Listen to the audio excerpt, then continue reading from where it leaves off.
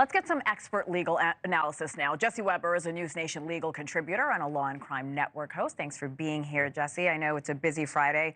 So Gregor is sentenced to 25 years in prison. Are you surprised he didn't get the maximum? No, look, from a human point of view, I think we all agree wouldn't have been great if he got the maximum. But I think the judge really articulated that well, that despite what our emotions are and despite what the family wanted, he has no criminal history. And if he were to sentence him to 40 years in prison, it would probably be overturned by an appellate court. But you have to think 25 years, and if you subtract the amount of time he served, has to serve about 85% of that, you're looking at about 19 and a half years in prison, which is a significant amount of time. Right. And, you know, for him, it's going to give him a lot of time to think about what he did, even though he didn't seem to recognize that he did anything wrong. This case got national attention, mostly because of that video of Corey running on the treadmill. Do you think there would have been a case without that video? I've seen cases without video. I've seen cases, and remember, he was charged separately. He was charged both with the treadmill incident, but yes, it was good evidence to establish that he killed Corey.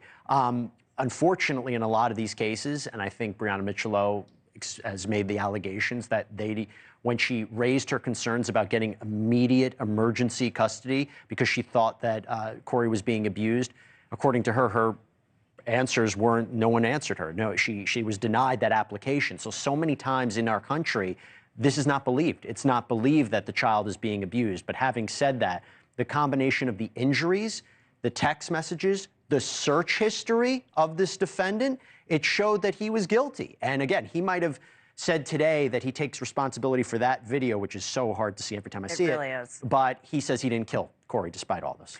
Gregor has 45 days to appeal. Is that an uphill battle for him? Every defendant is probably going to appeal. I know his attorney said that he's absolutely going to appeal. I think one of the reasons Gregor didn't make an admission today is he didn't want to jeopardize either his issues that might rise on appeal, or even if he were to get a new trial, he doesn't want any potential juror seeing anything like that.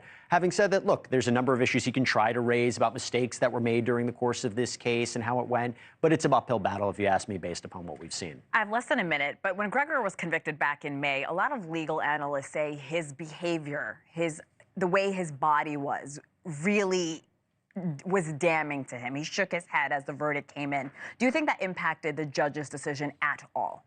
Right there, we see it. It was kind of stoic at times. A judge will consider the level of remorse that someone feels.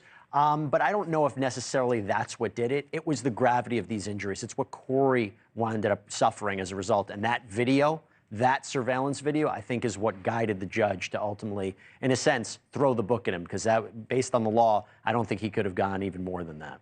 Jesse Weber, thank you for breaking this tragic case down for us. We appreciate it. Thanks so much for watching. Go to joinnn.com to find NewsNation on your television provider. And don't forget to click the red subscribe button below to get more of NewsNation's fact-driven, unbiased coverage.